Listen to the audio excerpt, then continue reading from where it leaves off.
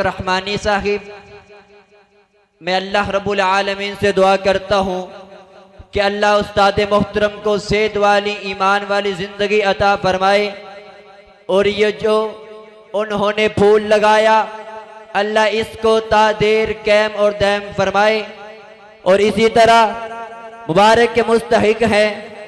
میرے پیارے استاد محترم الشیخی و حبیبی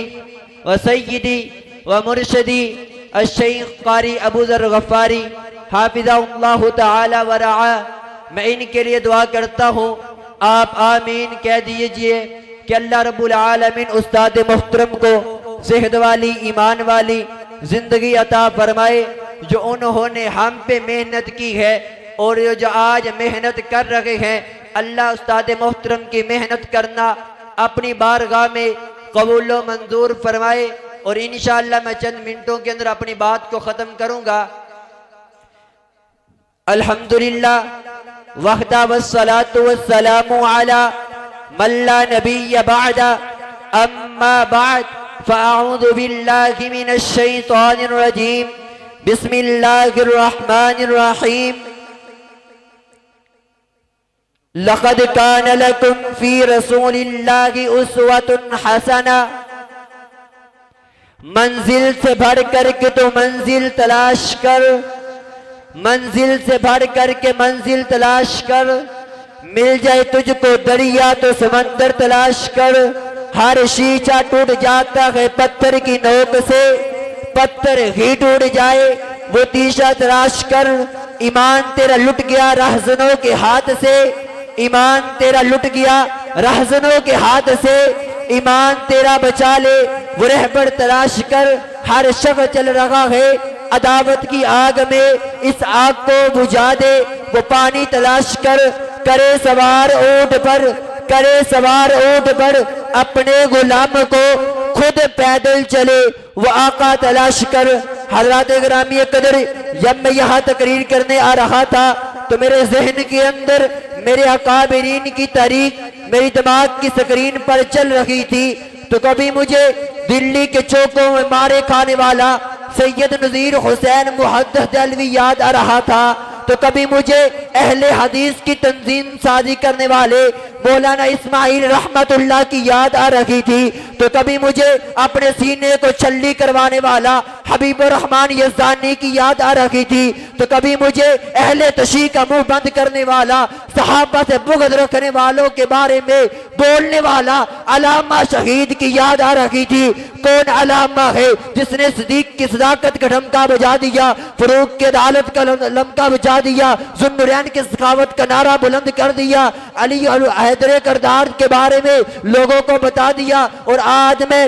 اپنے اسلاف کی موجودگی میں، اپنے مشائخ کی موجودگی میں اپنے اسلاف کی روایات کو واپس لٹاتے ہوئے اس بات کا اعلان کر دینا چاہتا ہوں، جب تک ہم زندہ رہیں گے انشاءاللہ اہل حدیث کا ایک ایک فرزند جب تک زندہ رہے گا انشاءاللہ ختم نبوت کا نعرہ لگاتا رہے گا، گلیوں چوکوں میں اندر جا کر کے اللہ کے رسول کی سیرت کو، آپ کی زندگی کو بیان کرتا رہے گا۔ حضرات گرامی قدر، کون میرے پیغمبر ہے؟ جب میں آپ کی سیرت کو دیکھتا ہوں تو مجھے وہ لمحات یاد آتے ہیں، اللہ رب العالمین نے جب دنیا کے اندر میرے محبوب کو بھیجنا چاہا تو پوری دنیا کائنات کے دلوں کا ٹیسٹ لیا، پوری دنیا کائنات کے دلوں کو جانچا، پوری دنیا کائنات کے دلوں کو پڑھا، رب ذوالجلال کو ایک دل پسند آ گیا، آمینہ کے لال کا دل پسند آ گیا، آمینہ کے لفت جگر کا دل پسند آ گیا، وہابیوں سنیوں کے پیر کا دل پسند آ گیا، فاطمہ کے بابے کا دل پسند آ گیا، عائشہ کے شوہر کا دل پسند آ گیا۔ رب ذوالجلال نے ایک دل کو چن کر کے پھر میرے محبوب کا انتخاب کر دیا۔ جب آپ دنیا میں لے آئے تشریف تو آپ کے لیے جو کچھ بھی آیا سب کچھ رب ذوالجلال نے میرے محبوب کو چن کر کے عطا کیا۔ کیا کیا چن کر کے عطا کیا؟ حضرات گرامی قدر، آپ کے لیے امامت آئی آئی اماموں میں سے چنی ہوئی، خطابت آئی خطیبوں میں سے چنی ہوئی، جمال آیا جمیلوں میں سے چنا ہوا، حسن آیا حسینوں میں سے چنا ہوا۔ میں تو یہاں تک کہتا ہوں آپ کے لیے مہینے آئے مہینوں میں سے چنے ہوئے، دن آئے دنوں میں سے چنے ہوئے، ہفتے آئے ہفتوں میں سے چنے ہوئے، منٹ آئے منٹوں میں سے چنے ہوئے۔ اللہ نے میرے محبوب کو جو کچھ بھی عطا کیا چن کر کے عطا کیا، اس کی وجہ کیا ہے؟ کیونکہ اللہ نے میرے محبوب کو چنا، پھر چن کر کے سب کچھ عطا کر دیا۔ جب میں آپ کی شان کی طرف نظر دراتا ہوں، آپ کے مقام کو دیکھتا ہوں، آپ کی سیرت کو دیکھتا ہوں، تو میں سوچ میں پڑ جاتا ہوں آپ کی زندگی کا کون سا لمحہ بیان کروں، شان بیان کروں یا مقام بیان کروں، رتبہ بیان کروں یا تقویٰ بیان کروں، آپ کے غزوات بیان کروں یا آپ کی نماز کے بارے میں بات کروں یا آپ کے اخلاق کے بارے میں بات کروں۔ حضرات گرامی قدر، جب میں آپ صلی اللہ علیہ وسلم کے مقام کو دیکھتا ہوں، شان کو دیکھتا ہوں، سورۃ بنی اسرائیل ہے، آیت نمبر 1 ہے، اللہ فرماتے ہیں سبحان الذی اسریٰ بعبدہ لیلا من المسجد الحرام، ہم نے اپنے بندے کو مسجد حرام سے مسجد اقصی پہنچا دیا، انبیاء نے استقبال کر لیا، اہلا و سہلا مرحبا کہہ دیا۔ نماز پڑھانے کی باری آئی، آدم علیہ السلام موجود ہے، خلیل اللہ موجود ہے، کریم اللہ موجود ہے، اصفیاء موجود ہے، اتقیاء موجود ہے، اولیاء موجود ہے، انبیاء موجود ہے۔ جبریل آگے بڑھے، محبوب کو مصلی رسول پہ کھڑا کر دیا،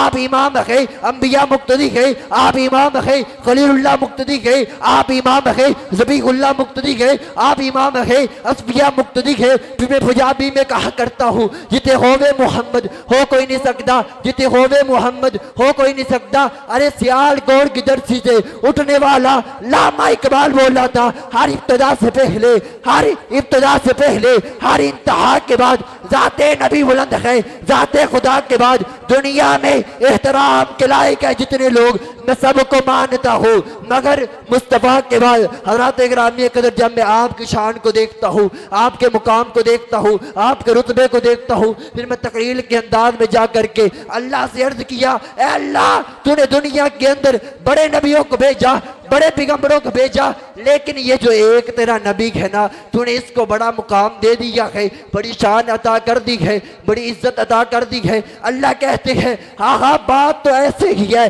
لیکن یہ جو میرا نبی ہے وہ نبی تھے، یہ نبیوں کا نبی ہے، وہ پیغمبر تھے، یہ پیغمبروں کا پیغمبر ہے، اس کے قدموں میں صرف میں نے اتنی برکت رکھی ہے۔ حضرات گرامی قدر، سر کی بات نہیں کی، حسن کی بات نہیں کی، ہونٹوں کی بات نہیں کی، چہرے کی بات نہیں کی، دل کی بات نہیں کی۔ اللہ فرماتے ہیں میں نے اس کے قدموں میں اتنی برکت رکھی ہے، اس نے اپنے قدم یثرب کی وادی میں رکھے، میں نے یثرب کو مدینہ بنا دیا، اس نے اپنے قدم حلیمی کے بیمار اونٹنی پہ رکھے، میں نے حلیمہ کی بیمار اونٹنی کو تمام اونٹنیوں سے آگے بڑھا دیا، اس نے اپنے قدم صدیق اکبر کے کندھوں پہ رکھے، میں نے صدیق اکبر کو تمام صحابہ کا سردار بنا دیا، اس نے اپنے قدم حبیبہ کائنات، حبیبہ کائنات، مفسرہ کائنات، مجورہ کائنات، عالمہ کائنات، قاریہ کائنات کے حجرہ میں رکھے، میں نے حجرے کو جنت بنا دیا۔ وآخر دعوانا الحمدللہ رب العالمین۔